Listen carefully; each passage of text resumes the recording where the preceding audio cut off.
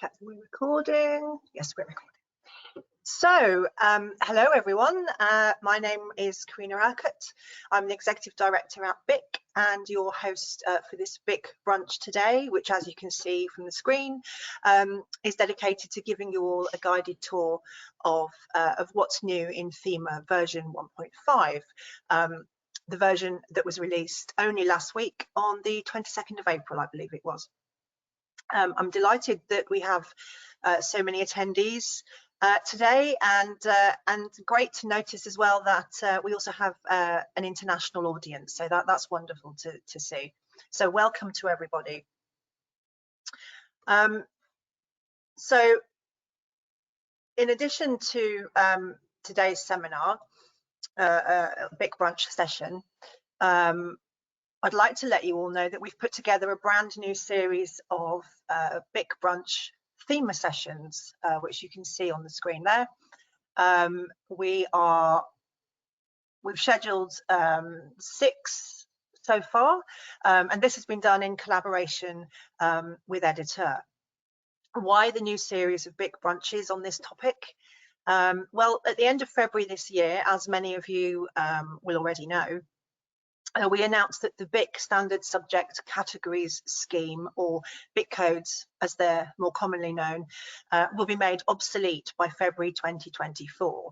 You can see the announcement there on the link on your screen later on if you want to see the detail.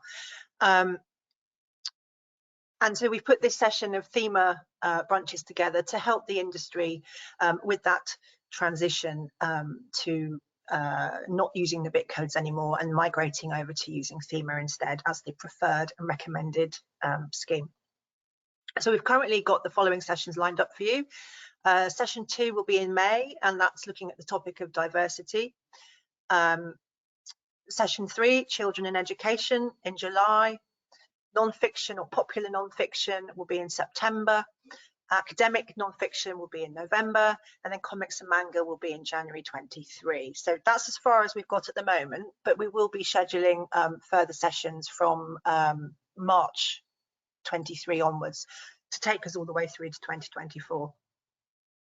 Session 1 was on adult fiction. That's already happened. That was in March, but you can get to the recording via the link there on the screen.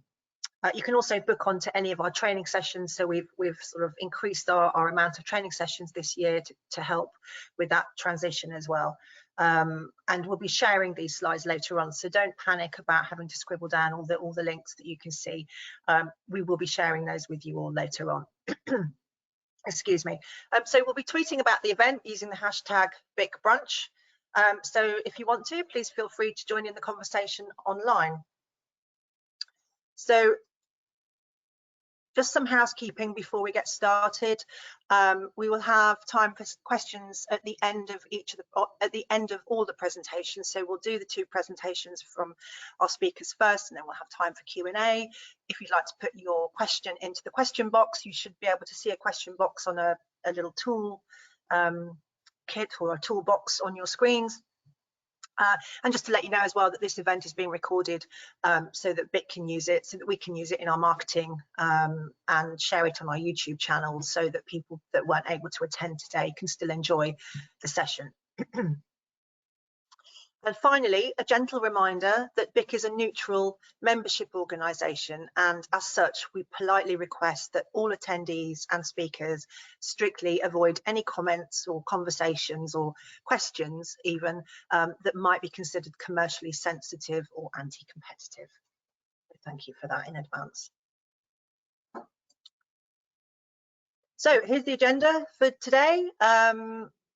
We will start the session off with Chris Sainer, who is the standards editor at EDITEUR, which is, I often stumble over that. And Chris is going to give an introduction to Thema sort of generally. And then he's going to give us the guided tour of what's new in version 1.5. And then we'll go over to Howard Willows, Senior Manager Data Development at Nielsen Book Data, and Howard's going to talk to us today about Thema 1.5 and Nielsen Book Data, so coming at it from the perspective of Nielsen.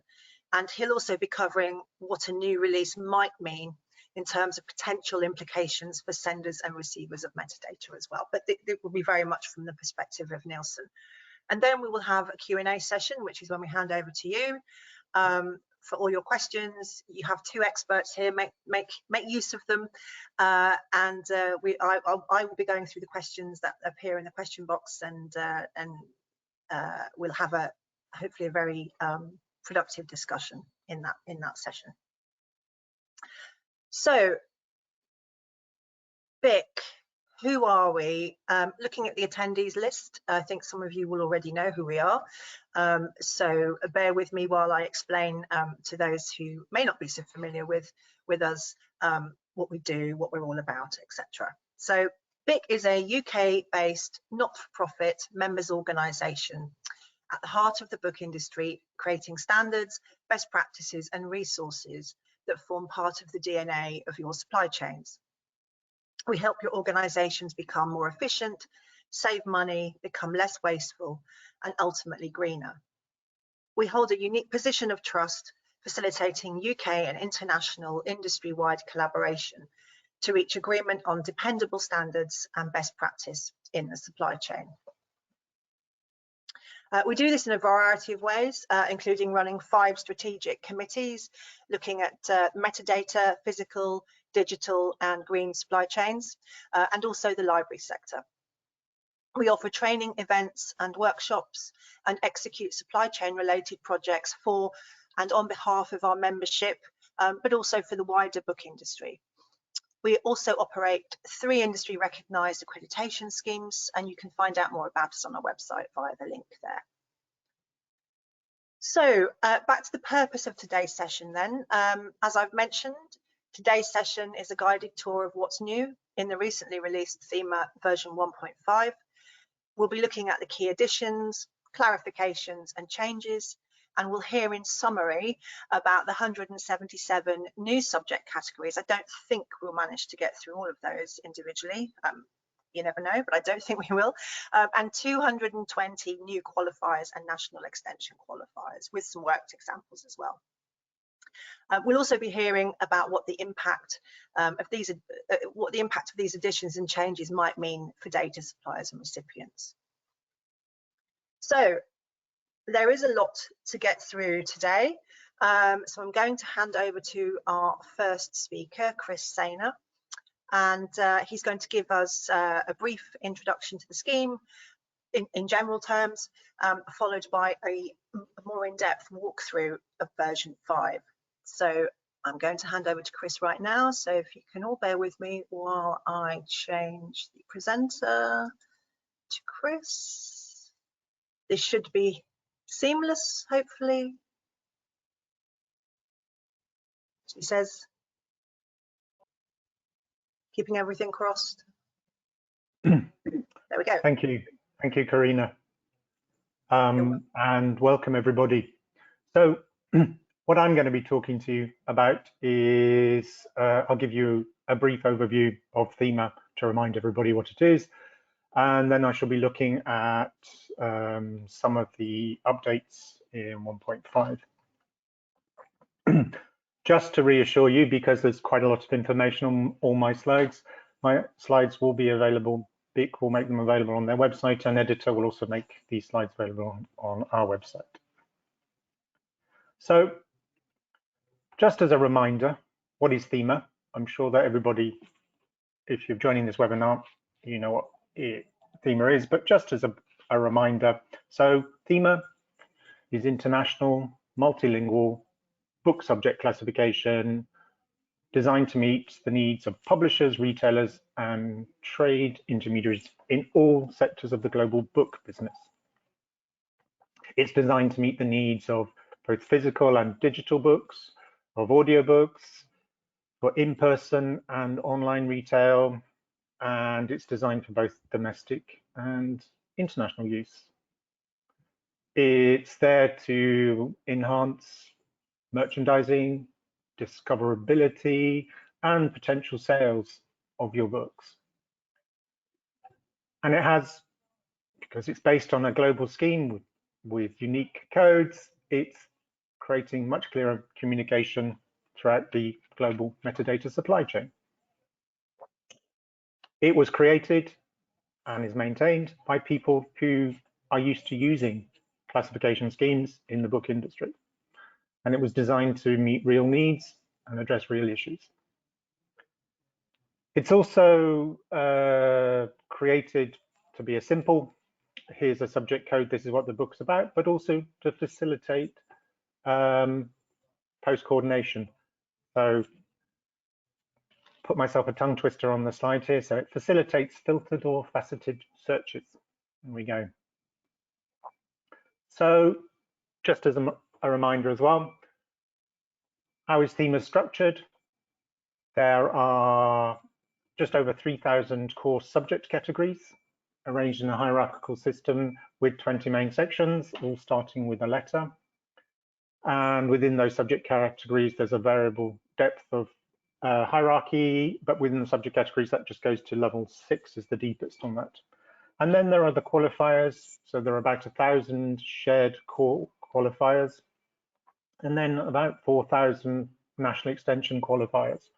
So those are the qualifiers that were specifically added by markets. Most of those are in the place qualifiers, also quite a lot in the educational purpose qualifiers. And Thema, it's made up of a code that's language independent, and then a header and quite often notes. And it's the header and the notes that have been looked at and revised when we look at revisions, or when it's an addition, we've added new codes and then given a definition with a header and usually a note. And just to remind you as well of the development of Thema, so the first version, version 1, was released in October 2013.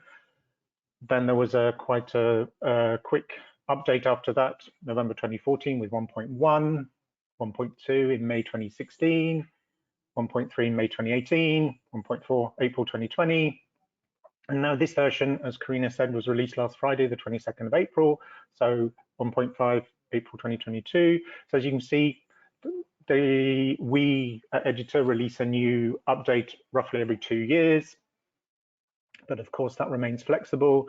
We can, if there's a business case for a different release schedule, there's an emergency need, which doesn't often happen in the world of metadata, we could release it earlier, but theoretically, the next release will be April 2024.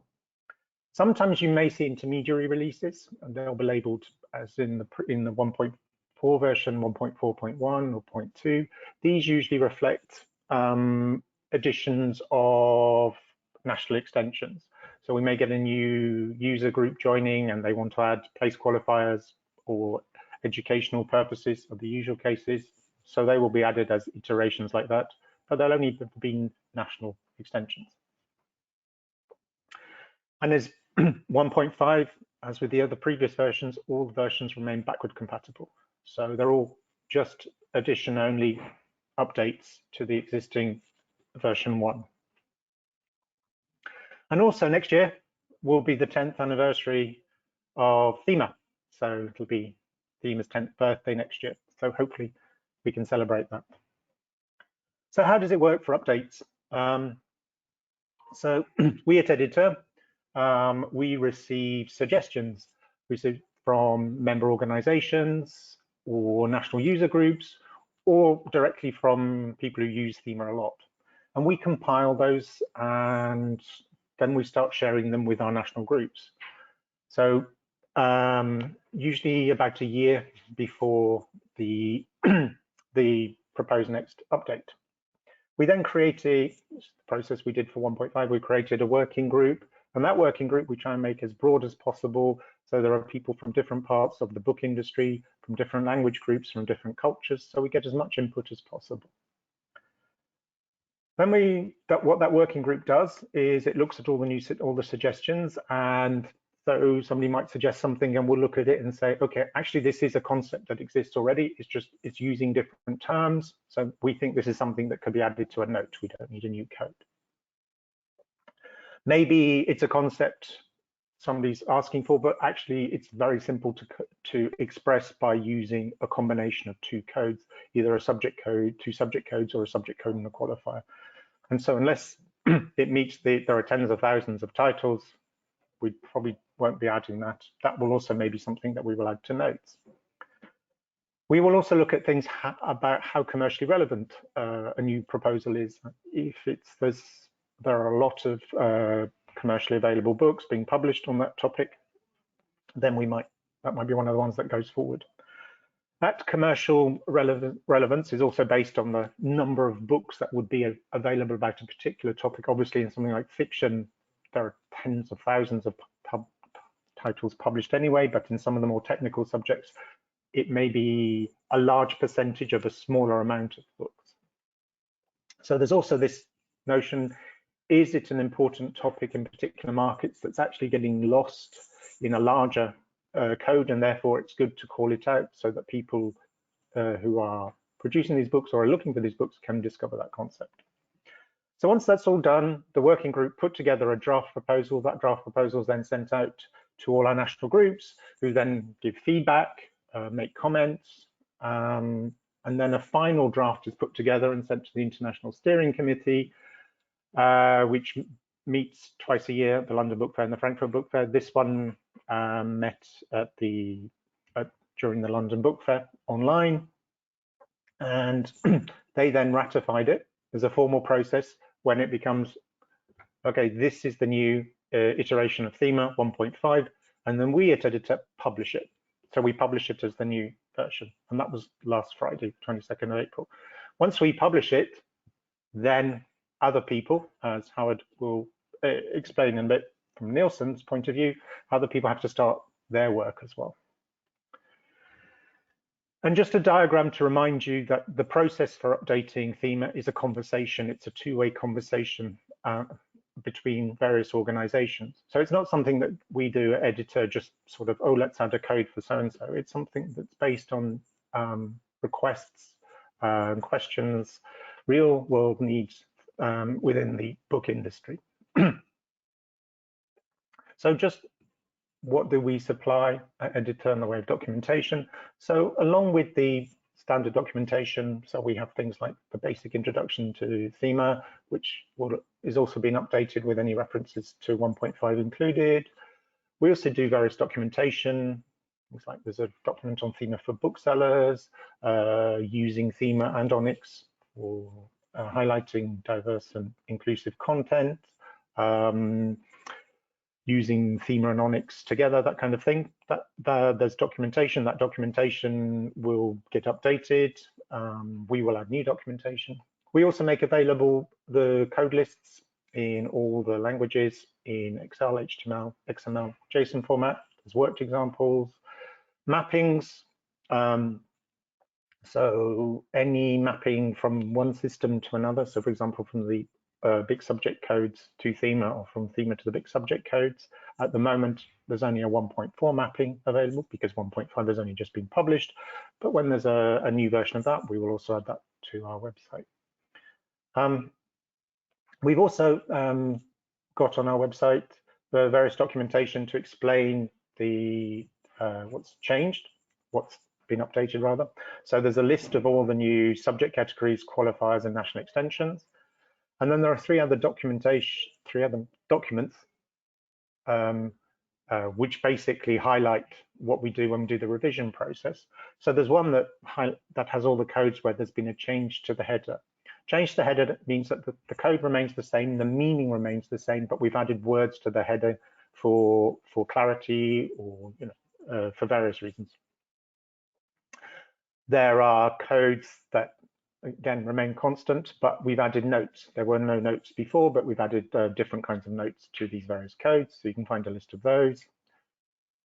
And also where we've just there's an existing note, but there have been modifications made to that note. There's also an Excel for each language version, and on that Excel, along with all the codes, the headings, the notes, you'll also see it'll say quite clearly this is an original, meaning it hasn't changed in this version. modification in 1.5, so it's been modified in some way, or an addition, so a new code.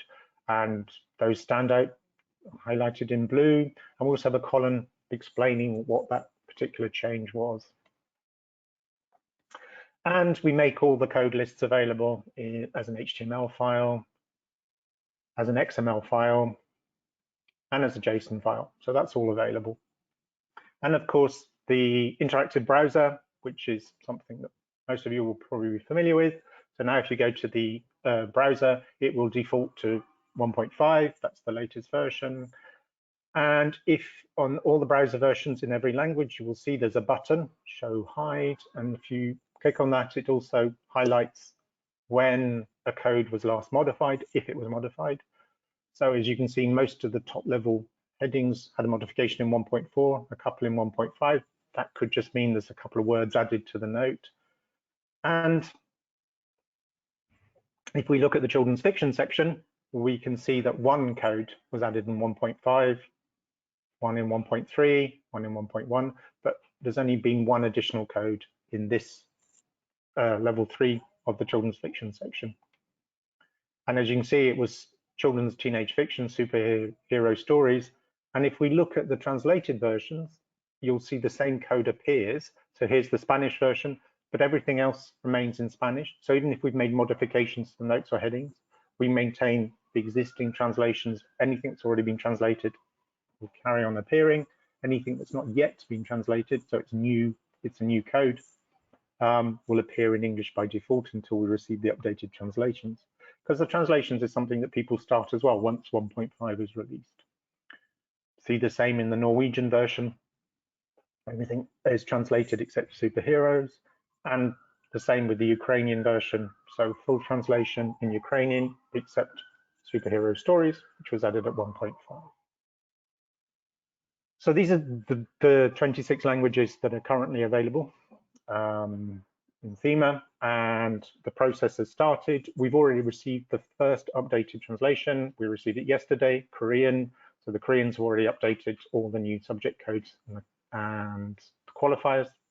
So that's being updated. And then gradually, depending on how each translation is done, we will receive the updates, we will make those available, and we will announce those. But the codes don't change, the codes are the same. So even if they've not yet been translated, the codes can still be used in the data. So looking at some of the things that we've done when it comes to revisions. So here's the fiction section. Taken a screenshot of the PDF of the different notes because it highlights the blue and the black quite well. So this is the section that's called Traditional Stories, Myths, Fairies and Legends. So we've added the word fiction in front of it because although there's an F code, for clarity, when people are just looking at the headings, sometimes we've needed to add things just to add that extra level of detail. So it's clear for anybody using the editor tools to understand what that code means. If you look at FNF, we've added the word fairy tale retellings. That was something that was in the notes, but it's becoming quite common in English to use the term retellings. So we've put it into the heading as well, so it becomes clearer what FNF means. And the same with the FNM, we've added the word mythic fiction, which is also quite a common way of using this to make it clearer. We also may have done things like just simply add more information to the notes. So that could be something like for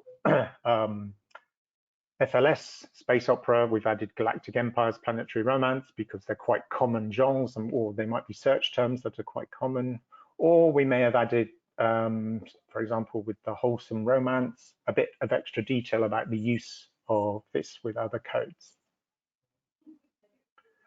And family life fiction, as you can see, some of our modifications can be quite tiny. They're just addition of 1 or 2 words, just to add a bit of clarity.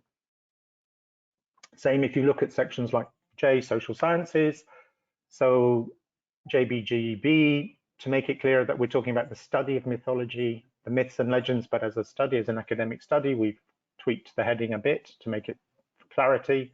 There may be just the addition of an extra word to a heading to make sure that it's clear this is a topic that's covered here. So suffrage, We put that in the heading with elections and referenda, even though it's part of the note before, just to make it clear this is where this topic is covered by this code. And sometimes there can be things, quite simple things. So the word, if you're familiar with the geography of the United Kingdom, you know we have a place called Reading. It's a place qualifier, but for somebody who's just looking at the heading, you know that this word could be read as reading. So we've just put the word Berkshire afterwards, so it's clear for anybody who's coming to use any of our tools that we're talking, this is the place.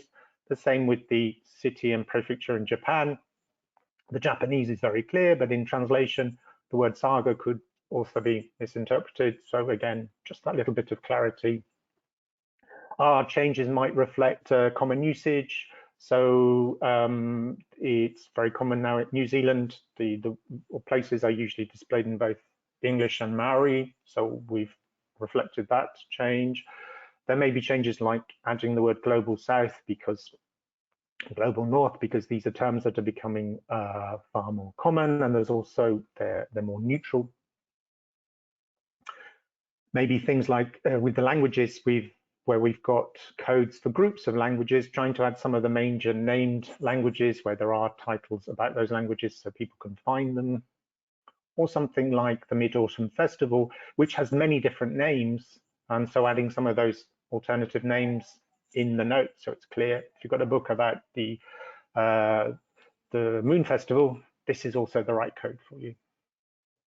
Now, one of the sections that we looked at in great detail was graphic novels, comic books, and mangas.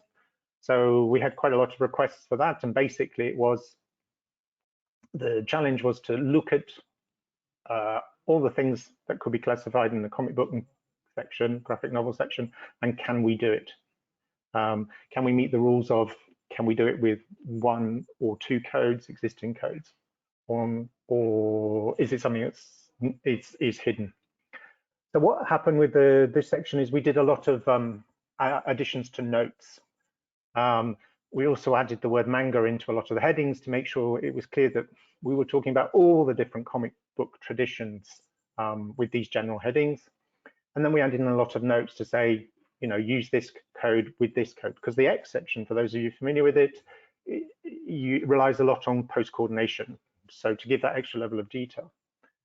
And once we'd reviewed all the different suggestions, and there was quite a long list, we actually came to the conclusion we only needed 6 new codes. 6 new areas where we thought these are bigger ones. So there are quite a significant number of titles that need to be separated off from the bigger one above them. So we created, so for example, a society and culture one, contemporary fiction, and sports, and traditional stories, myths and legends, and religious, spiritual, and inspirational. So those are the ones that we decided needed new codes. Everything else could be expressed using existing codes plus additional subjects.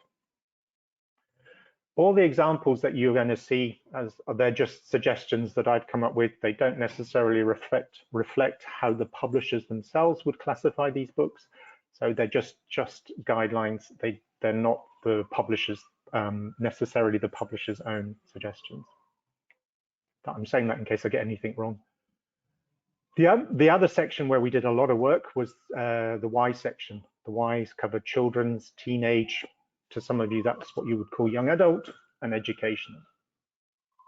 After we reviewed in great detail the children's section, we were looking at, can you express this? Can we express all the major concepts that you'd find in the children's or teenage sections with existing codes? Do we need any extra? This is the area that we added the most. So there's 55 new codes, but it was the biggest piece of work that we did. That's why there's so many. So you've got something like we've added in under fantasy, because there's quite a lot of new fantasy novels coming out in both middle grade and teenage range. So we've added in some new codes there. And take one of them, the mythic fantasy, mythic fiction. We've given a note, again, trying to explain how it all works. And as you're probably all aware, there's quite a lot of books that are around that could fall into that section. Another area that we added in for the children's was the notion of emotion, moods, feelings, behaviors. For those of you who work in children's, you know there's quite often quite a lot of books that deal with particular emotions. So we've added those in. We've tried to create groups so there's not too many, but logical groups. So something like this, which is dealing with anger and tantrums, could possibly use the new YXEB code. And then I found this book. This book could already be classified perfectly well, but I thought it was a good illustration of several new codes, possible codes to use on this one. Those ones in blue are all new codes. So friendship stories, it's because the level above YFM was relationship stories, but too big, an awful lot of stories about friendship.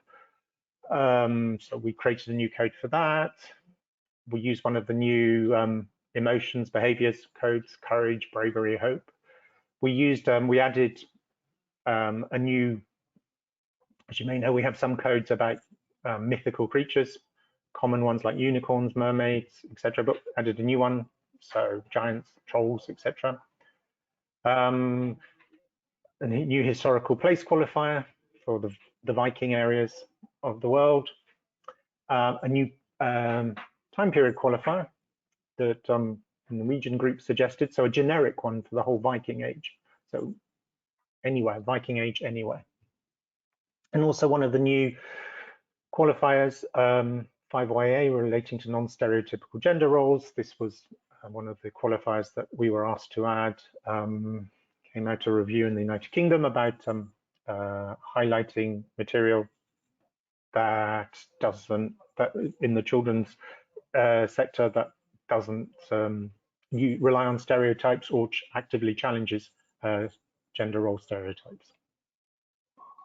And we also did a lot of work in the children's on the notes. So Thema can use post coordination, but the Y code should basically be able to deal with everything. But if you need to use Y with, let's say, the A to W codes, so we could say we're mixing children's and adult codes, we have to be careful about that. So we try and give guidance, especially where it makes sense, possibly to use an adult code. It wouldn't affect a retailer who receives it because it's likely to be, it's not going to be in something that's going to cause problems in a children's area. So we've put a lot of work into thinking, oh yeah, this is something that's quite general, but there's some good codes in the sports section. So if we have a more specialized book on a more obscure sport, it will be okay to use it with the adult section. So we tried to give far more guidance about when it's actually quite a good idea to use it. So take a book like this. In the children's section, we don't have a Gaelic football code, but we do have it in the S section. So that could be a good area to use, providing you make it clear this is a children's book. You use the Y code first. You indicate, if you're using Onyx, you indicate its main subject, or however you're sending you things, you indicate this is a children's book, but it's also about Gaelic football. Now I'm just going to go show you all the different areas where we've added codes.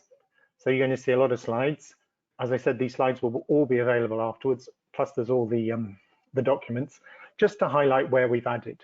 And again, I've added some titles just to illustrate. They will not necessarily be what the publishers will actually add. So in the art section, we've added 8 new codes. So for example, performing arts, we've added one for makeup, one for costume and props, because there are a lot of books coming out, especially about professional makeup, specialized makeup for film, for theater. Costumes is the same. Also, a lot of publications are on cosplay as well. So they got new codes. The C only got one new code, and this is specifically for language teaching. So quite often when you're learning a language as a second or a non-native language, quite a lot of books that are called Civilization, where you learn about the language through learning about their history or the politics or literature, etc. D got 3 new codes, although 2 of them are basically complementary because of the biography and the autobiography. So social media, so for all those biographies of people who have become famous through social media of one sort or another, but can't really be classified as something else.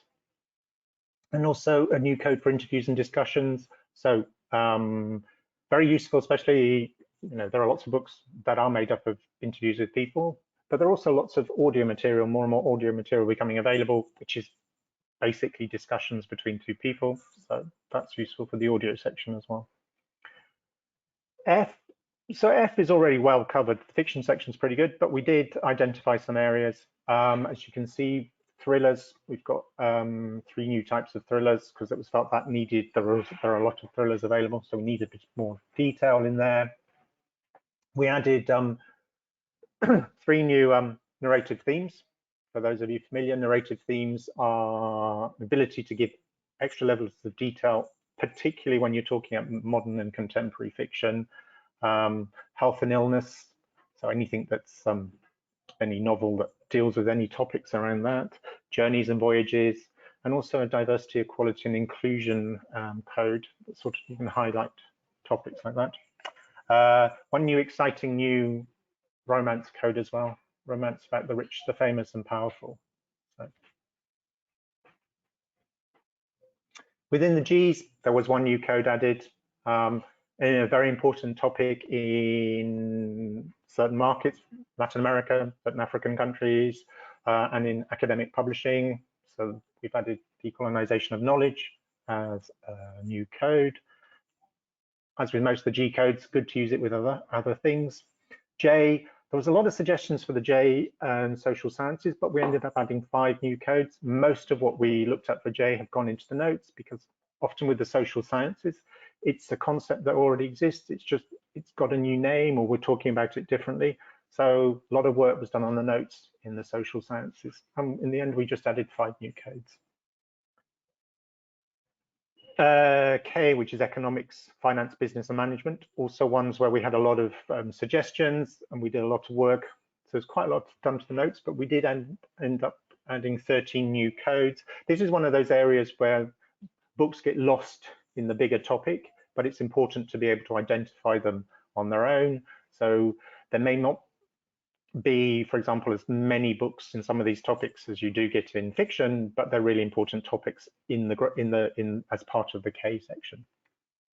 So we've added several codes in this area. Law is, again, one where we did a lot of revision on the notes because the law section has to work across the globe. So we have to make sure that the concepts that are the headings in English, but we have to explain the concept. But we did come up with 9 areas where new codes will be useful. LNAD, for example, the general part, general provisions. If you don't work in a legal system that has a code where there's a general part, probably won't mean anything to you, but if you're in a legal system where it does, that's a really important aspect of the whole legal system. So that was something that was missing. Medicals section, a lot of revision on the notes, but we ended up adding only 4 new codes. MXN, animal assisted therapy, becoming more important. So there's more academic, more professional stuff coming out about that. So we've added that in as well. And then CJ4, human coronaviruses. I think everybody knows why we had to add that. History and archaeology didn't get much, just 1 new code, again, dealing with decolonization and post-colonial studies. Again, huge important topics in certain markets. So a specific code that was part of NHTR, but this gives you a chance to create a separate code for it. Science and maths, only 2 new codes. Again, an area where we did some notes, but only 2 new codes. Philosophy and religion, 2 codes in the philosophy area, the QD area, and 4 codes in religion, QR, 4 religion codes, all general, so all topics that can be used with any relevant religion code. And philosophy, just 1 critical theory, which is the Frankfurt School, Western Marxism, a lot of books on that, and a subcode on the popular philosophy section. Meaning of life, finding sense in life.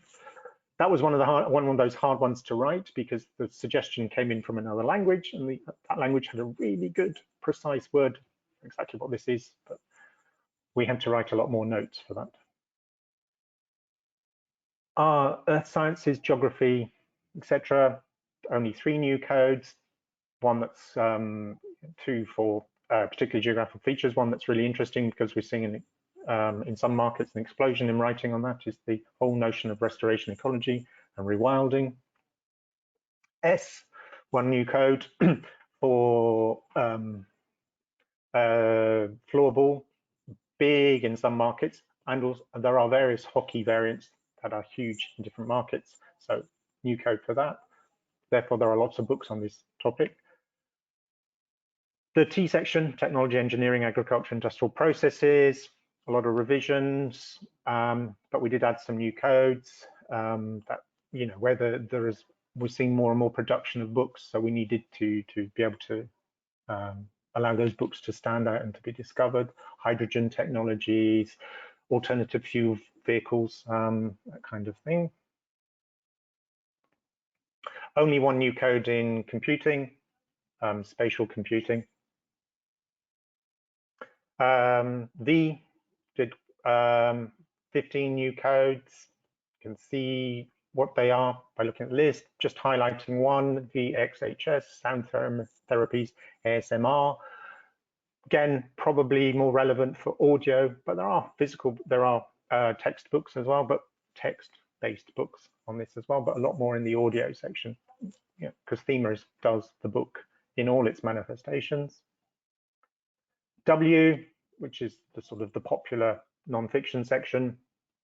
So quite a lot done on cookery and diets, but one again mostly came out of the audio world. Sounds of the Natural World, WNS, that allows you to highlight audio content, but also books that deal with things like birdsong.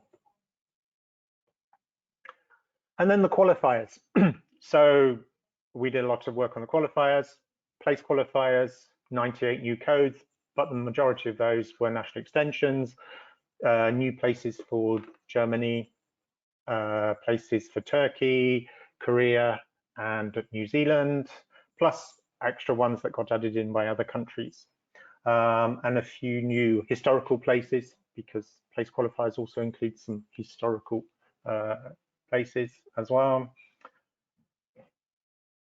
Languages, where there are books that we added 22 new codes, 20 core, 2 national. So these are major language areas or groups that have books, but we were missing codes for these. With the languages, we now try and add in systematically the ISO codes as well to make it clearer which one we're talking about, because some of them have very, especially with translations, have very similar names. Time periods.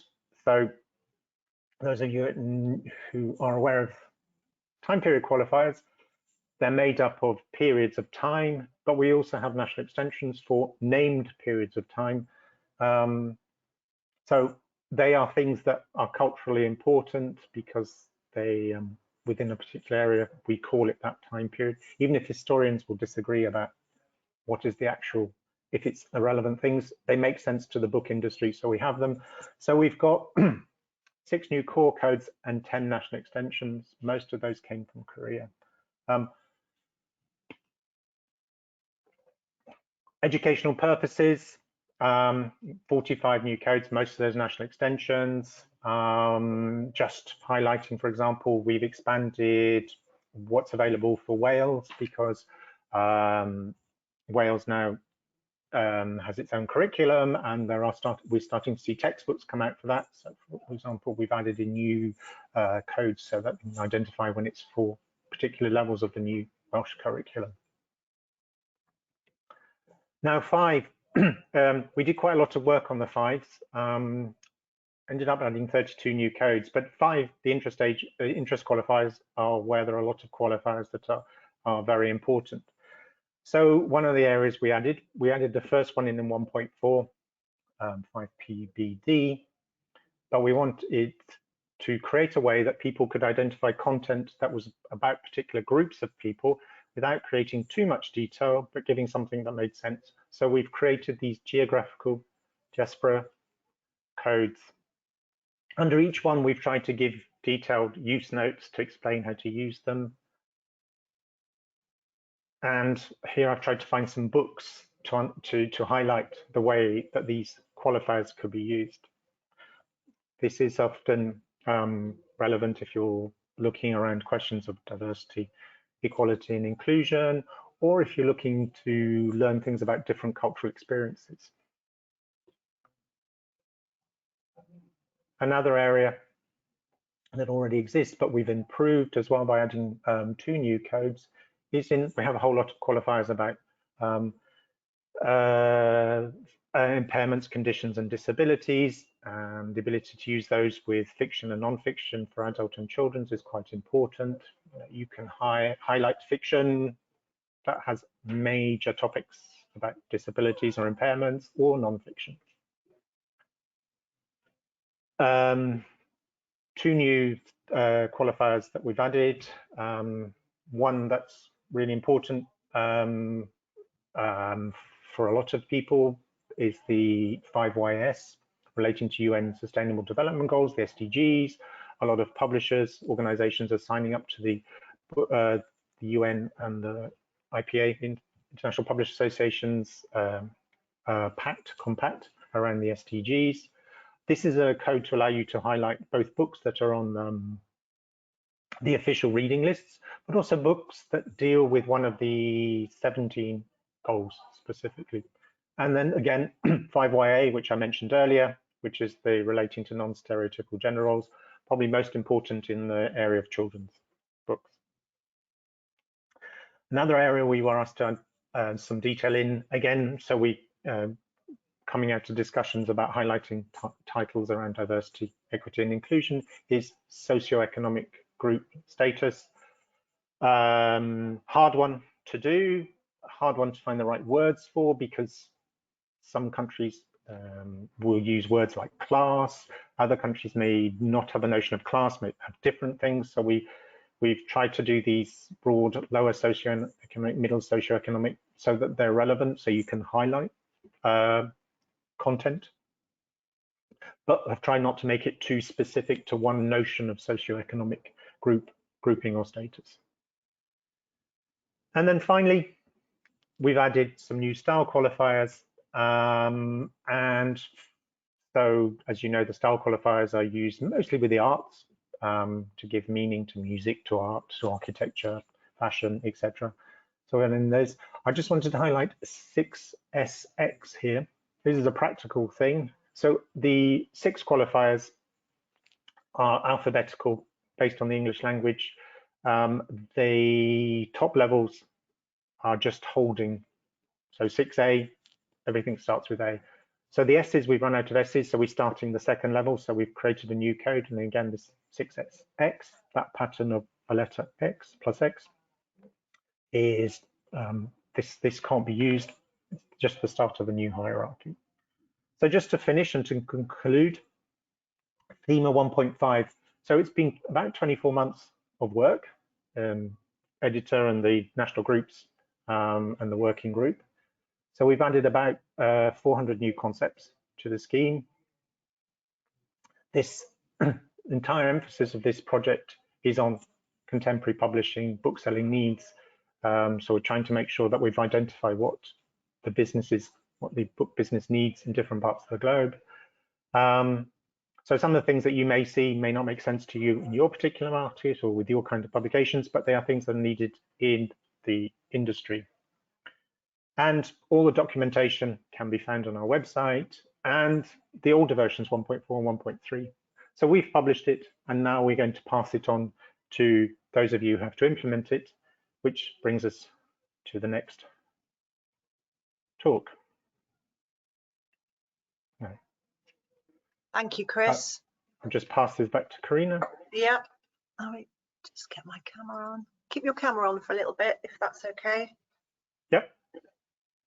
I'm just going to have a, bear with me a sec. Okay, yeah, so thank you for that, Chris. One thing that strikes me is, and this might be going off piste a little bit, but your general knowledge must be amazing. I learn a lot. Yeah, I was going to say. Pub quizzes. Yes, perfect person on the pub quiz team. But yeah, I just wanted to say that there's obviously an immense amount of work has gone into this update. I mean, just looking at your slides there, and I know that's only a cross section of all the work that has been done. That's just, you know, incredible. Also to note, I can't believe it's 10 years. It's going to be 10 years next year, which has just flown by. I remember the very, very early days of Thema, or I think EDItEUR, as it was called at one time, very, very briefly. And also, I think what is coming through as well is the importance of and the challenge of the translations. So not just translating the codes, but translating the notes, translating the browser, translating all of that stuff. It's just making sure that it's as comprehensive and supportive as it can be for everyone, which again, you know, is truly international, inclusive, collaborative scheme. So thank you very much. We will take questions for Chris at the end of this session. So thank you again. Let me just share my screen one more time. There we go. So hopefully you can all see my screen now. So I'm going to hand over now to our next speaker, Howard Willows. Howard is Senior Manager Data Development at Nielsen Book Data, and he's going to talk to us today about Thema 1.5 and Nielsen Book Data. And he'll also be touching on what a new release might mean in terms of potential implications for data senders and receivers, but also, you know, this is coming very much from the perspective of Nielsen. So over to you, and I'm going to do your slides for you, Howard. So just let me know when you want me to change. Okay, will do. Just check you can all hear me, or yeah, Karina can hear me. That's my test. Okay, thank you. Hopefully everybody else can hear you. Hopefully, I will assume everybody else can hear me and plow on. So as Karina says, yeah, I want to look through, give you a brief sort of you know, overview of the implications of a new release of Thema for Nielsen Book Data, which I recognise is an untypical, if not unique, perspective. But then I'll try and draw out the particular aspects which might relate to other sectors and other participants in the supply chain. And again, as Karina said, a huge amount of work's gone into getting this new release of Thema out, but the work doesn't stop.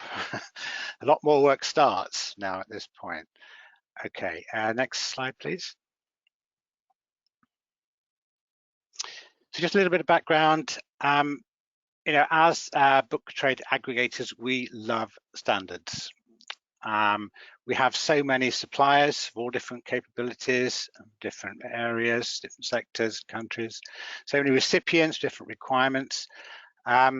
We kind of, with all of those variations, we need some way of standardizing the data to make it, you know, make it useful and acceptable. Also, we're trading internationally, so that's an important consideration. And we need to be able to improve data and make it consistent to an agreed criteria. Not just sort of doing it, this is the way we want to do it. We want to do it in a way that people recognize as an appropriate way of making it consistent. So then we particularly love flexible standards. Dynamic, flexible standards can cover a wide range of circumstances, do the job really well, accessible to the widest range of users. And Thema, I think, is a sort of paradigm example of that, you know, the best kind of standard. As such, we've been involved with Thema from the beginning, as Karina said, even before it was even called Thema, we were working on it.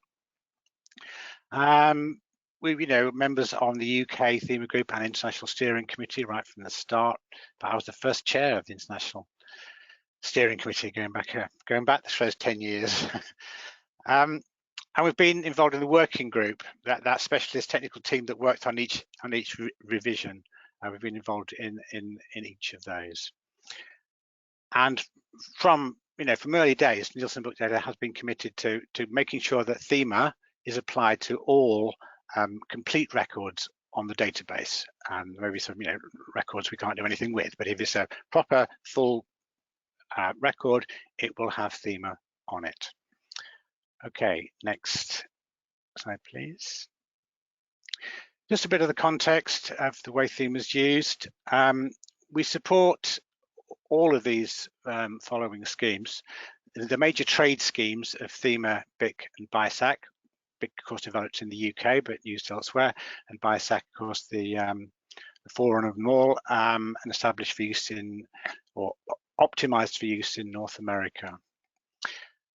We have the Nielsen BookScan, who do the market analysis, and the charts have their own product class scheme. Why don't they use Thema? Because it's a different purpose. It's all about measurement. It's not about discovery. So it's a much simpler, specialized scheme. A couple of UK specific schemes. Children's book marketing codes are developed to give more a sort of little summary of the major characteristics of children's books. And UK SLC, so UK Standard Library Classification. That's for small and public libraries who maybe don't have the expertise to use the high-level library schemes. So we generate that and make sure that all outputs to libraries get that value. And we also support library schemes as distinct from trade schemes, such as Dewey, Library of Congress, subject headings, and Library of Congress class. So that's quite a lot of work. That's quite a lot of coverage. That meets a lot of needs. And of course, there are many, many more subject schemes in the world, which is why Thema is so important, to try and reduce and replace those. How do we do it? Well, people send us subject class information, and if that's fine, then that's great. We love that. It can also be assigned or modified by our team of classifiers, or it's mapped, to come on to mappings a little bit later. But so there are various tools for making sure that records are as fully classified as possible for different purposes. We're currently working, just started a major development, major enhancement to revise the way we do the trade classification to place Thema at the heart of the whole process. At the moment, it's run in parallel with BIC and BIC.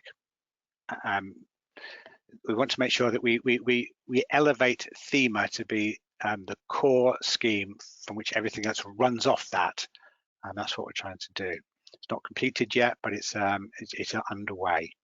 That means classifier will only work in Thema. They won't have to do anything else. They'll work in Thema. Get the Thema right. Well, apart from the Dewey for libraries, but for the trade, will only work in Thema. Other schemes will be supplementary to and run off Thema rather than sort of coexisting alongside, if you see what I mean, at the same level.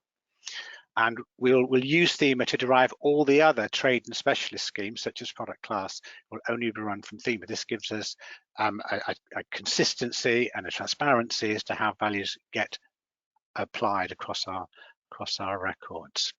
So the only drawback with having everything based on Thema is, what if we haven't got a Thema? Well, we will then accept BIC or even BIC just to get a Thema, just to get us started. But with the new system will allow for improvement in that process. We won't be stuck with that first value, and the classifiers will be able to improve it. And next slide, please. So these are just some of the sort of headline checklist of the things that we have to bear in mind when there's a new version of Thema. Obviously, we have to train our team of classifiers, but see, they've been engaged in the process. They've submitted proposals for inclusion in Thema 1.5, and this is important message for everybody, really, is that it's owned by the users. If you're using Thema and you think, oh, it doesn't quite do this, then feed into that process that Chris mentioned, and it's very likely, if you've got a good case, that will, your proposal will be accepted in Thema. So they're already engaged. They're looking forward to Thema coming along. We have to announce customer communications at both ends. There is an element of it's Thema 1.5 is out there, but don't necessarily dive straight in. Make sure we need to liaise with our data partners. And then a major body of work is to update the mappings. The mappings do a huge amount of work, but they require a huge amount of work to make them effective and accurate. So we have our internal mappings between Thema and BIC and BIC in all directions. And as I say, from Thema to all the other schemes we need to support. We have external mappings. The Thema to BIC and BIC to Thema mappings will be updated. We do the work and we donate it to EDITEUR, who make it freely available to all users. So people using BIC in the UK is the old standard. will enable you. These are important tools for enabling you to migrate towards Thema and to get Thema into your product data. We also have the only one we sort of make available commercially is our Thema to BISAC mapping, which is incredibly complex. And we do this because we think BISAC will probably be the last legacy scheme standing. As Thema sort of takes over and replaces other schemes all around the world, BISAC will probably still be there. So this mapping will enable you, if you do assign Thema, to generate a very effective BISAC code for use in North America for as long as that's still required. And we also have to update our authority table. We hold that locally so that we know that we can validate that this is a true, genuine code and so on, and get the headings. So all of that has to be done. Next slide, please. But there's a sort of logical order to some of this. You know, don't get ahead of yourself in certain ways. So the first thing we need to do, so this is just to do with the mapping and the tables, is we need to update all the mappings from Thema, so Thema to BIC, Thema to BISAC, etc., to make sure that it's ready for all the new codes and has the best possible outcome for them before they actually get applied. So the mappings need to be ready. That's just adding the new codes and also looking where the heading is modified. Does that need to be tweaked, or is it still true? Once that is in place, then we can update the authority table, which controls what can be used on our system. This means the classifiers can start to assign the new Thema codes on records.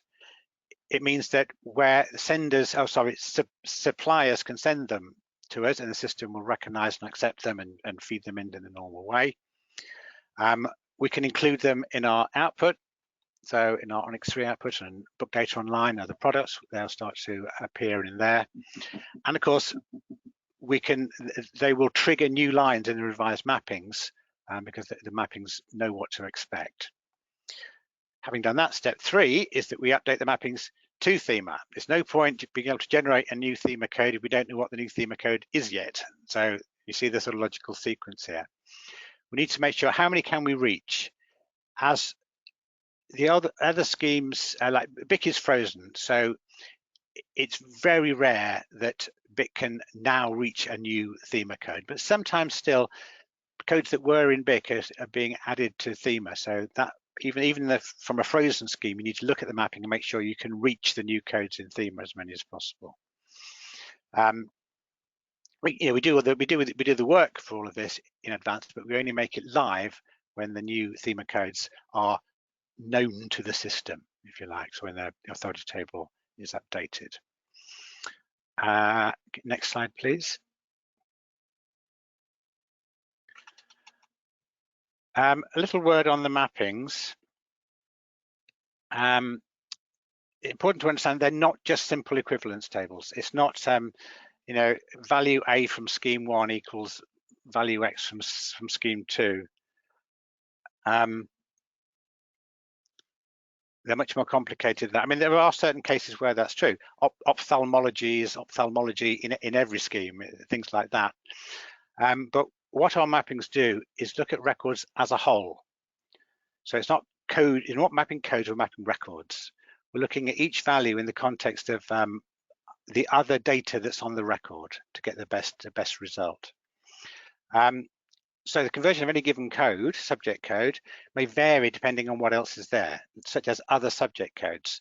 So for example, the Thema code for theology will get a different outcome in BISAC depending on what religion it's paired with, because Thema has this post-coordination aspect that Chris mentioned. So you've got separate codes that you combine.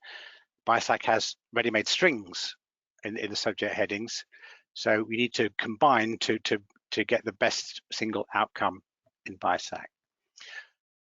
Qualifiers, of course, are used in combination to a huge extent. BISAC doesn't have qualifiers. It has subject codes that act quite like qualifiers, but doesn't actually have them. So you have to use them a lot in the mapping.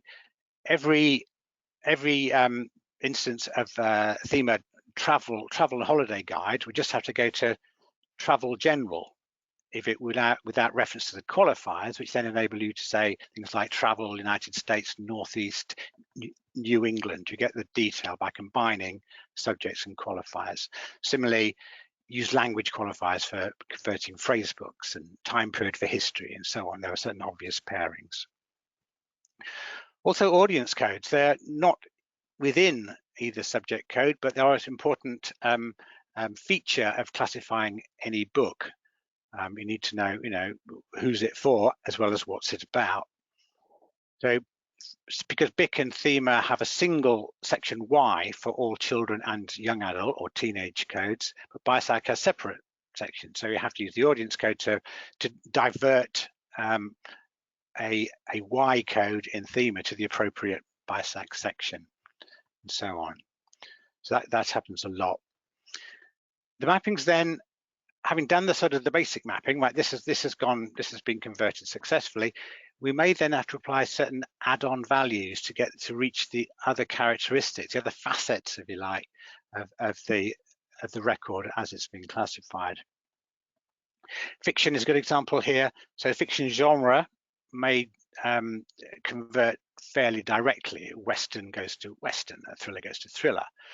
But then you have to look at other characteristics which in Thema are in qualifiers, such as of interest to Christians or of interest to LGBTQ+, something like that. And you need to combine those with a fiction code to get the additional BIC codes which cover these topics.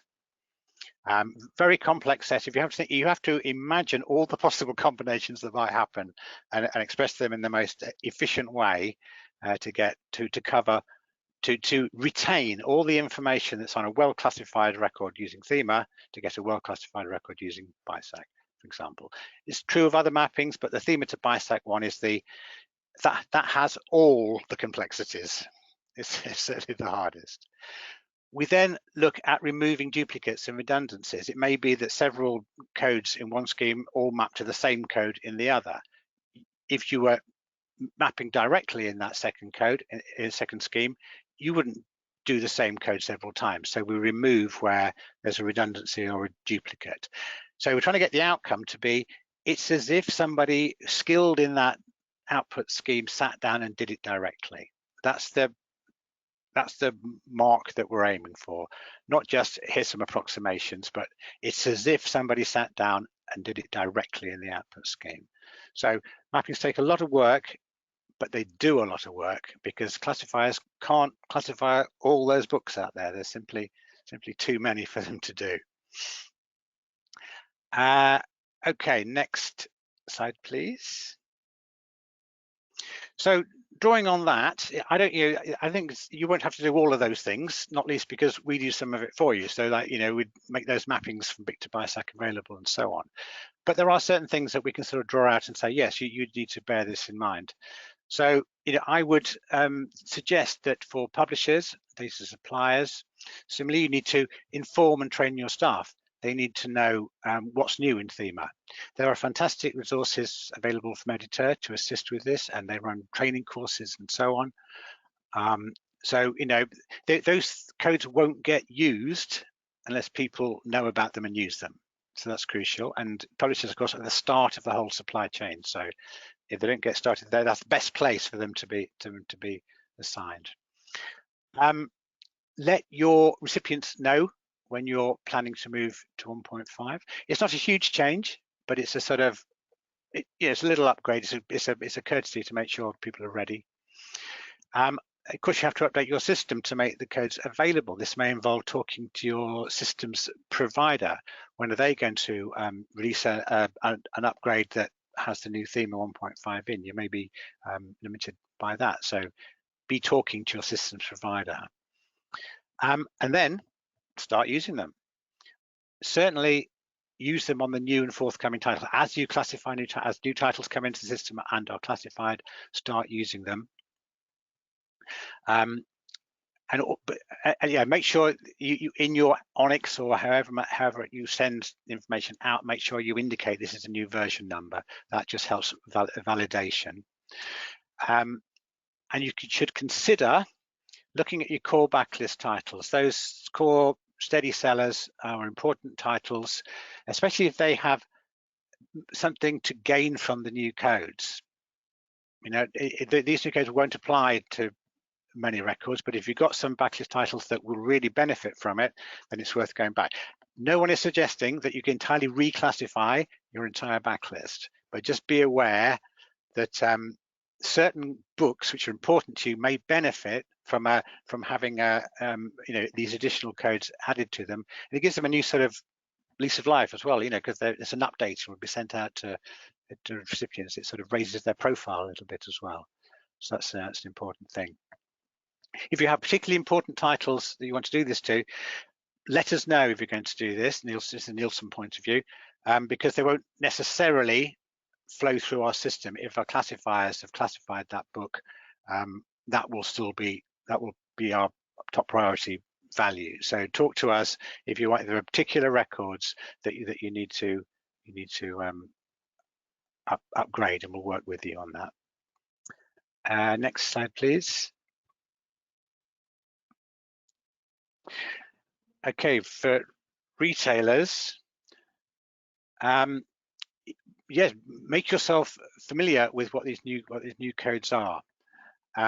You may have proprietary categories of your own that you use. You run your own mappings. Well, make sure that you can feed into these new codes, can feed into those categories, or indeed add new ones to accommodate them, so this doesn't get this new value doesn't get lost. Start to look at them. Some of the new codes will enable you to find books in a way that you couldn't previously.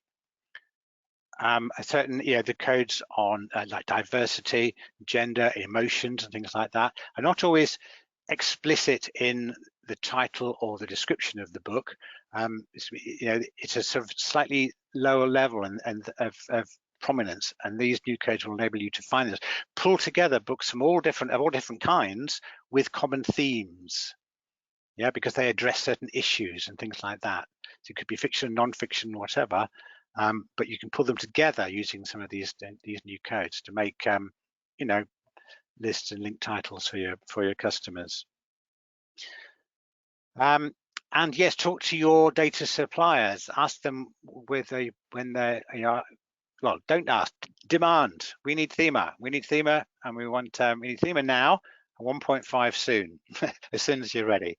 I think that's probably the best way of putting it. But if people aren't sending you Thema, you should be asking them why, because we all need to move towards it. Word of warning: there's no magic wand. So just because all of these fantastic new codes are available doesn't mean they will be immediately applied to records. They will start to flow through. So you're not going to suddenly find that, oh, I can find all the books that classified in this way. Obviously, that will start to sort of flow through as people do the work at the front end of the process. But yeah, booksellers need to pull Thema as well as publishers pushing Thema, and then we get a much efficient process going on. Next slide, please. Because I'm sure, as we mentioned, I'm sure you are aware, particularly important, this release of Thema is because the BIC standard schemes, the old UK scheme, is being retired, and it will be obsolete by the end of February 2024. So we will need to be working to a post-BIC environment, and fortunately for us, BIC scheme, Thema is based on BIC. It's an easy transition from BIC to Thema. Anything BIC can do, Thema can do better. Simple as that. So there should be no need to be using BIC beyond that date. And by that time, certainly if not earlier, we won't be expecting publishers to supply BIC codes. Thema we'll have finished our internal development, I mentioned earlier. Thema will be the default scheme for all of our trade services. So you want BIC, you have to ask for it. That's the position that we're moving towards. We expect Thema to be the primary default scheme and to meet everyone's needs. You shouldn't need BIC, and nothing BIC can do that Thema can't. And it's this version of Thema 1.5 very likely, almost certainly, will be the version in place when BIC formally becomes obsolete. So this is the one to go for. If you haven't started Thema yet, go straight to the 1.5, and it will see you in good stead for the future, the predictable future of book classification is here. It's here right now, and we can start moving towards it and working with it. Next and final slide, please. That's just me. Happy to hear any. Always happy to hear any sort of queries or questions people have about Thema and book classification, because that's my job. I love it. So the contact details there. And that's back to Karina, I think. Great, thank you, Howard. Just a few observations, if I may. I really liked your, and I've written it down, anything BIC. Well, I've put BIC codes. Anything BIC codes can do, Thema can do better. I love that. I think that's brilliant. That probably sums up most of this session today. Certainly in terms of BIC codes becoming obsolete in 2024. It's great to hear that Nielsen are elevating Thema to be its core classification scheme, and that other schemes will be supplementary to that, or running off, or being derived from Thema. Thank you for those checklists. I thought they were really useful for the data suppliers and recipients. And to your sort of the point you made very early on about the publication of the new version 1.5 and all the supporting materials, etc., and even these sessions to some extent, that's just the start. There's been a ton of work already done, but there now needs to be even more work done from the stakeholders in the metadata supply chain to make sure that the version 1.5 is implemented and is being used across our supply chain. So yeah, I think as well, when you said you will accept BIC if there is no Thema, I think it was towards the end of one of your slides. Is it fair to say, and I don't want to put words into your mouth, but that should not be the norm, and should, and Thema should be encouraged. It shouldn't be that that would be sort of last resort. If you have BIC codes, and if you don't have a Thema, you will use a BIC code, but that's not really what we're aiming at here. Not what we're aiming at all. No, it's just that we recognise that not everyone sends us, Thema for every record all the time, so we have to have a backup. Yeah. But we're encouraging. Everything will work better if you send Thema right from the start, because then that becomes the basis on which the classification, all the other classifications, work. Come from. So, yeah. Otherwise, because, and also you can add more detail. Obviously, if you add a BIC, you can probably only map to quite a broad Thema where there might be several more precise options that BIC or BIC simply can't reach. So yeah. I'm only, people ask you, we say everything's going to be mapped from Thema. Well, what if you haven't got a Thema? Well, so it's only a sort of last resort just to get us started. Yeah. We can always get a Thema. If we've got anything, we can get a Thema, and then we take it from there. But that's not locked in. That's just the start of the process, and it can improve.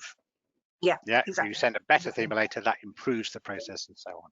Nothing's locked in, but you have to start somewhere. Yeah. Okay. Brilliant. I think the only other thing I'm going to say is that the level of work and effort involved in the mapping and the complexity of using the mapping, and again, sort of saying the same thing really, using Thema from the get-go is the preferred option, because you remove most of that work with regards to the mapping and potential for mismapping as well, unintended. All of that goes away with just using Thema straight from the get-go. Yes, and if you are going to do mappings, it's always best to map from the richest, most extensive scheme, because you can nearly always hit all the values in the smaller schemes. Yeah. Going the other way, you simply can't do it. You can't magic up. You can't make your BIC better in a mapping to reach Thema. So work in Thema, have that as the core. For as long as these other schemes need to be provided, they can be generated and met perfectly well without people actually sitting down and classifying them.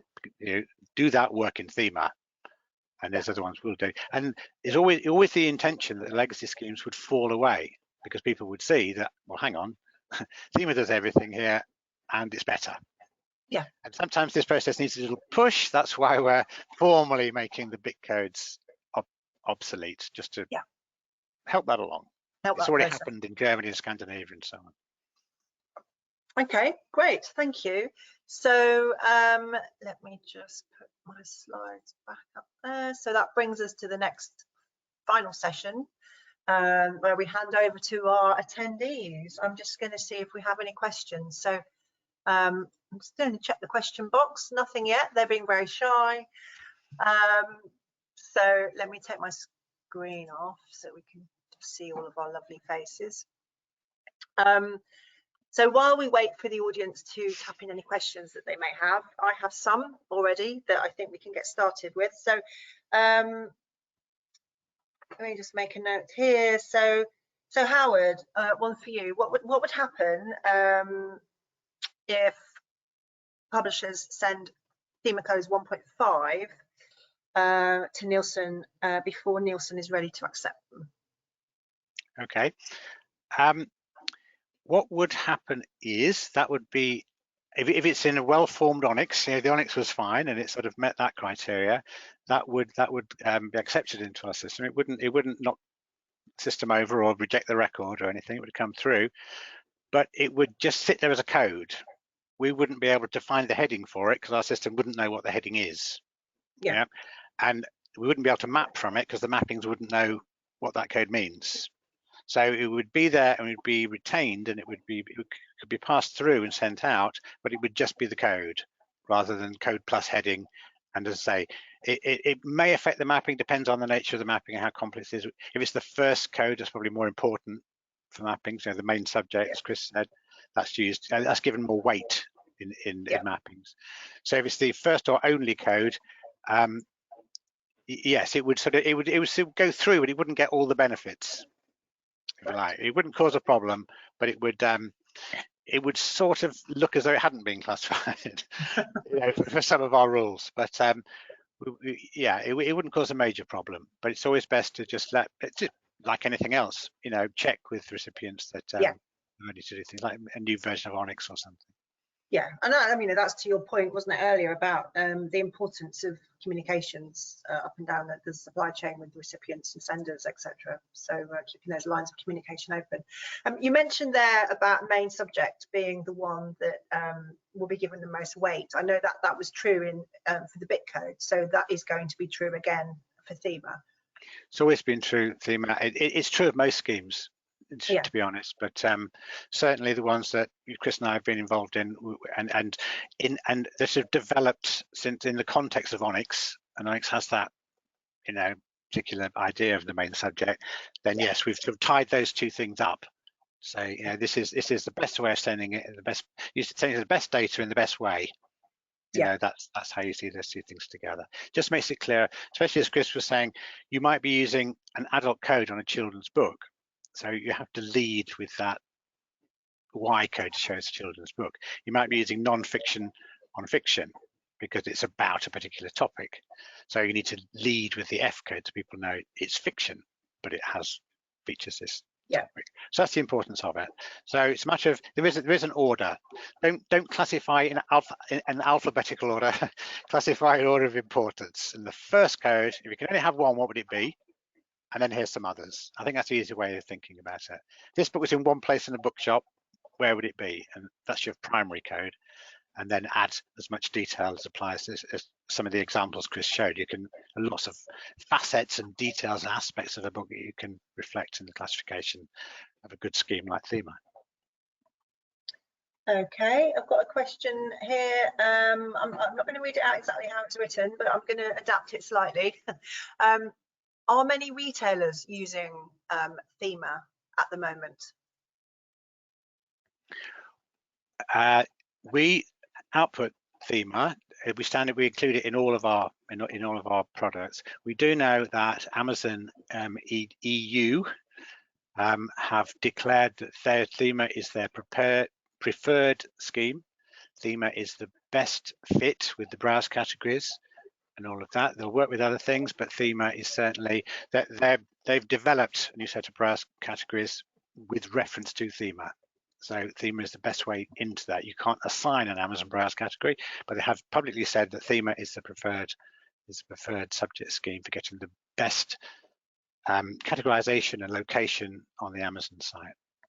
And what about any other retailers? Are you aware of any others? Sorry, I would jump in here as well. As with Onyx, Thema, we at EDItEUR don't always know who's using our standards because we make them available free of charge. Anybody can use them, but we have heard about some people. So for example, Kobo, Rakuten have recently, if you look at their site, if a title has Thema codes, you can now see those Thema codes. They're fully clickable, so they've made them a way of searching. I've heard from Apple that they will map, Thema is one of the things they will map from to their own proprietary subject for the books side of things. There are other major groups. Blackwell's is using it on its website. I don't know what's going to happen with that in the future. Storytel uses it. For those who are familiar with Storytel, lots of retailers in other countries besides the United Kingdom are beginning to use it.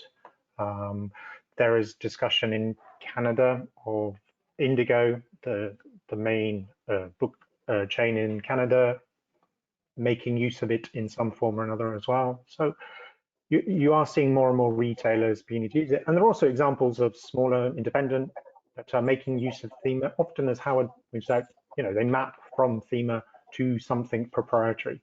But more and more people are beginning to make use of it, yes. Okay. There may be many more out there that we do not know about. Okay, thank you. Chris, would you say that version 1.5 was the most extensive, given all the work that's clearly gone into it, would you say that version 1.5 was the most extensive update to Thema yet, or to date? For revisions, yes. I Yeah. would say 1.5 has been the one where we've done the most work on making sure the notes, clarity of notes, adding things. I think that reflects how international Thema really is, because a lot of what we've done has come from the fact that people are looking at Thema in English, translating to other languages and trying to understand concepts. So they've asked questions. It's not the update that's added the most. That was probably when we updated the place qualifiers, which I think was 1.3. Right. Okay. But yeah. And what do you think? What would you say was the most sort of involved or most complicated subject or area that you were looking at in 1.5? That's a good question. Because so all the suggestions before they go to the working group, I spend a lot of time actually looking and trying to find are there really books on this? Do we talk about it? My browse history is weird, so anybody who's trying to suggest anything to me is going to go, yeah. But I think we spent the most on children's and on graphic novels, and they were really, really thorough. We were really trying to stress test, can we express everything that most businesses would need to be able to express in some ways? So those two were the real stress tests. Some of the hardest ones were in the 5 qualifiers, trying to find the right words for some of those new qualifiers, because we know what publishers and retailers are trying to express, what their customers are trying to find, but it's trying to find the right form of words that works across markets and in cross languages, that doesn't put, for example, based in the UK, doesn't put a UK bias on something, So I would say that was the hardest from a linguistic point of view. And then in some of the technical things, I'm not a finance expert, I work in book industry. So some of that was quite hard, trying to work out what these things actually mean. So yeah, I bet. But you are a finance expert now, obviously, because of all the research you've been doing. Private wealth management, yes, which is a new code. I would just add that probably the most overdue code added this time around is romance, rich and powerful. Oh yes, comes off the billionaire romances that can now be fully classified. So plenty of those out there. So Howard, if you're able to tell us this, and just a ballpark, roughly what percentage of publishers would you say that are sending data to Nielsen are using Thema at the moment?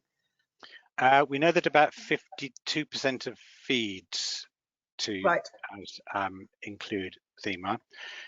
We're trying to find a way of tracking how many titles that relates to, but it's a difficult thing because feeds pretty much stay the same. You can say yes, that feed has Thema, but records are constantly moving and being updated, and how do you measure it? So certainly, yeah, that would cover, obviously, because the major publishers, that includes the major publishers. So that is a very substantial proportion of certainly UK feeds to Nielsen.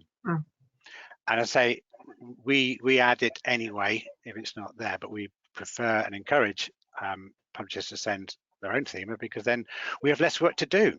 We're not looking for work. we love beautifully classified records. Even the classifiers like them. They love nothing more than saying that's perfect. Press the button and on you go. That's what we like. And what we're aiming for is the well classified book using Thema. There are various routes to it. The best way is publishers do it from the start. Do it from the get-go. Yeah, and that just flows through and has all the benefits all the way along. Okay, great. I'm just looking at the time. I've got loads more questions. I'm just going to squeeze one more in, and then I'm going to wrap up. So we will go a little bit over. Are you both okay for about another 5 minutes or so? We've extended these. These sessions used to be an hour. We've extended them to an hour and a half, and now maybe we need to just keep it. Karina's frozen. Karina's frozen there. Maybe take your camera off if you can hear.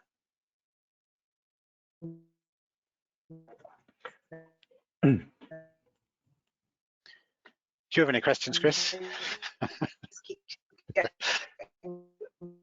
No, I'm afraid I don't. So there we go. Karina, you're back. The last question then to Chris, Thema proposals, criteria, how do you bit of govern? I think I heard part of that question. Karina, was it you're asking us how Thema proposals are governed, about governance? Yes, it was. Yeah. So this is for future and for past as well. The governance, I mean, as I said, and as Howard has mentioned, there's a lot of interaction, a lot of work goes into, so there's a lot of preparatory work that we do at EDItEUR, but EDItEUR with Thema, with Onyx, we don't just decide to add things to these standards. They have to be things that are genuine needs in the book industry. So we receive those. When that goes out, we try and make it as transparent as possible. We have these national groups. They represent different bodies in either a country or a language grouping, so made up of people from across the book supply chain. And they'll look at it from the point of view of their market, understanding their market's needs, and they feed back to us.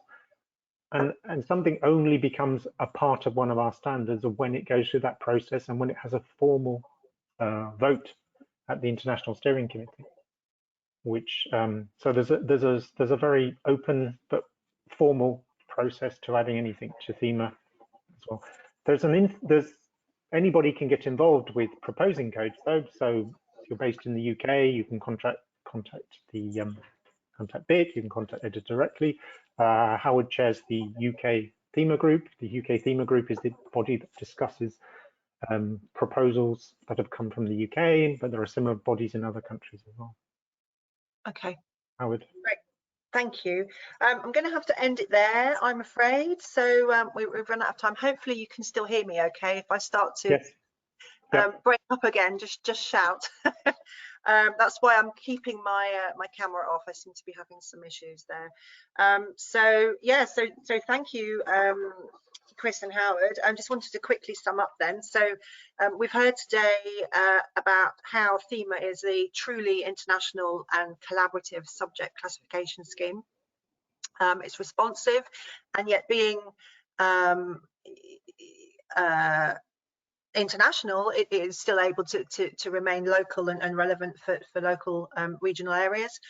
There's a wealth of resources and materials online to help new and existing users and implementers as well. So please do make the most of those.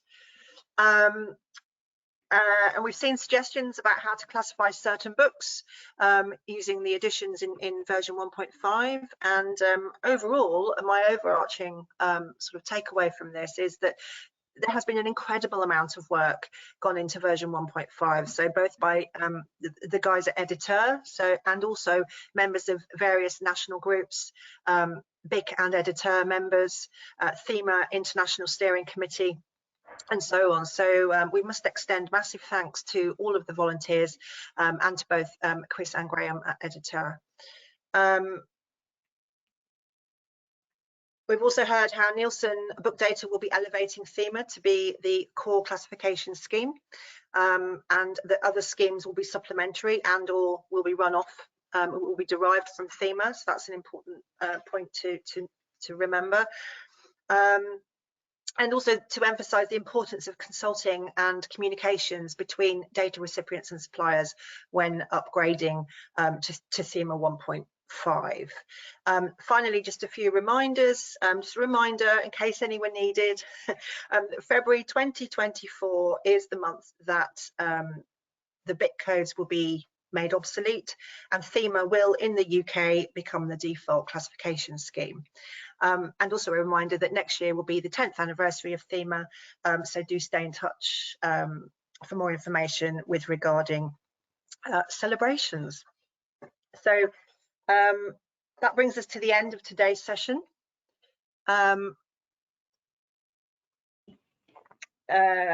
We'll make the presentation slides available from this event later on. I think we'll probably be looking at towards the middle to end of next week now, given the bank holiday in the UK. And the recording of this session will be available on our YouTube channel, and EDItEUR will also be making it available on their website as well.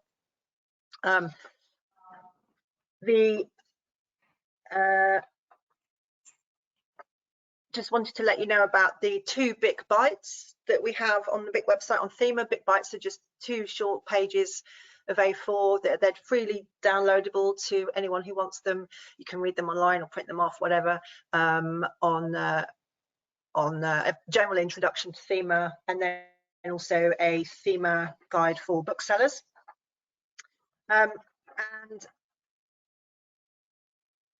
finally, I'd like to take this opportunity to say a massive thank you to our speakers on behalf of BIC and everyone in attendance. So thank you to Chris and Howard for taking the time out today, just, not only to be with us today live to share your expertise, but also for taking time out of your busy days to prepare your presentations and rehearse for today's session.